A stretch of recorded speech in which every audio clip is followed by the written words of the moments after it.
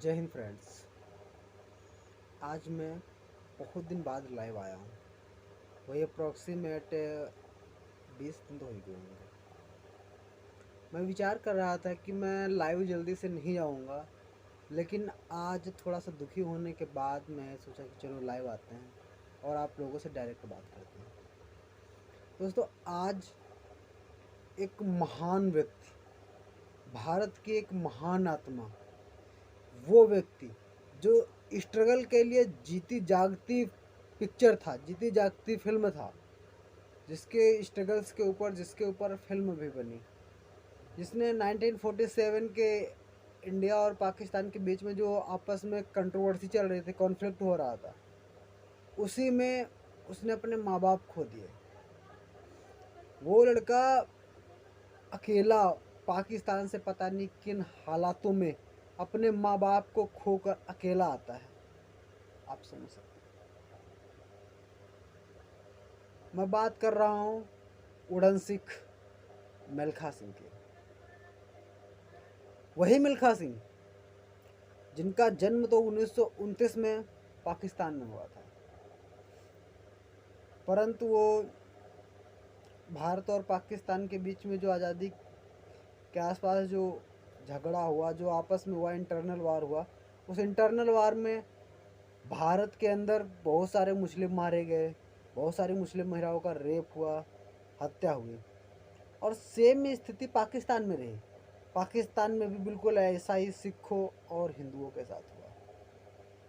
इतना अगर दोनों की तुलना की जाए, वैसे हम हत्या की तुलना तो नहीं कर सकते, लेकिन फिर भी पाकिस्तान में जुआ उत्पात थोड़ा सा हिंदुस्तान से ज़्यादा हुआ। और अब हम बात करते हैं मिल्खा सिंह के जीवन के बारे में। मिल्खा सिंह बचपन से ही बहुत मेहनती थे।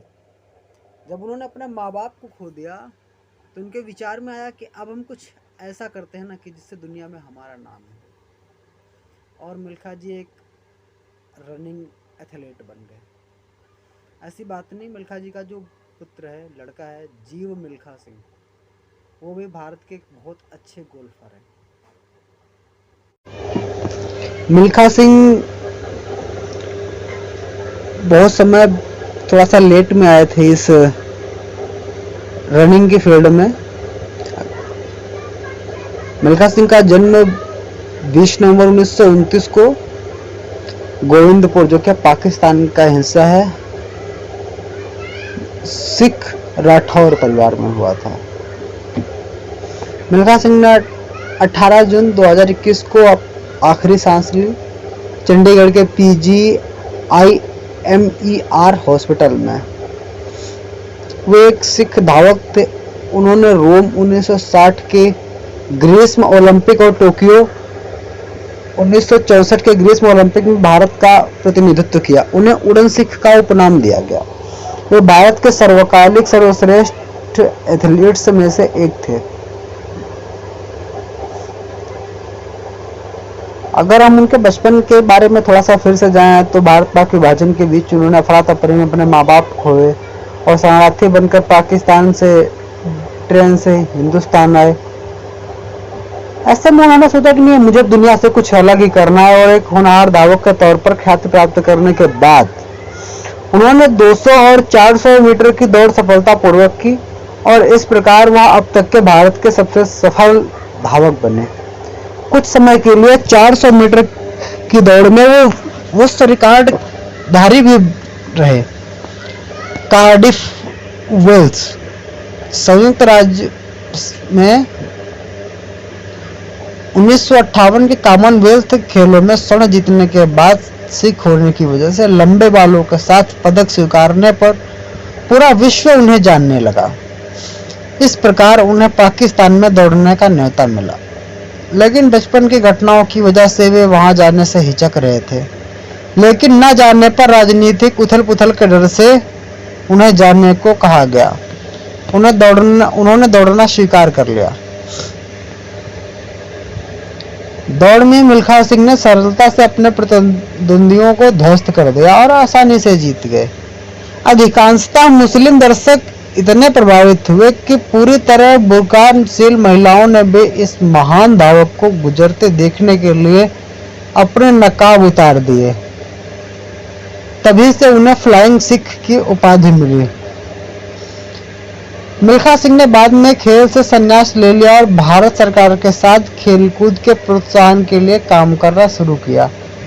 अब वे चंडीगढ़ में रहते थे। जाने माने फिल्म निर्माता और लेखक राकेश ओमप्रकाश मेहरा ने वर्ष 2013 में इन पर भाग मिल्खा भाग नामक फिल्म बनाई। यह फिल्म बहुत चर्चा में रही। फ्लाइंग सिख के उपनाम से चर्चित मिल्खा सिंह ने देश में होने वाले विविध तरह के खेलों के आयोजन में शिरकत की। हैदराबाद में 30 नवंबर 2014 को हुए 10 किलोमीटर के जियो मैराथन 2014 को उन्होंने झंडा दिखाकर रवाना किया। अब इनकी हम बात करते हैं खेल कूद में इनकी थोड़ा सा जो उपलब्धियां जो जिनकी वजह से बहुत ज़्यादा चर्चित हुए, उसमें 1958 के एशियाई खेलों में 200 व 400 मीटर में स्वर्ण पदक, ये उनकी पहली और बहुत बड़ी उपलब्धि थी।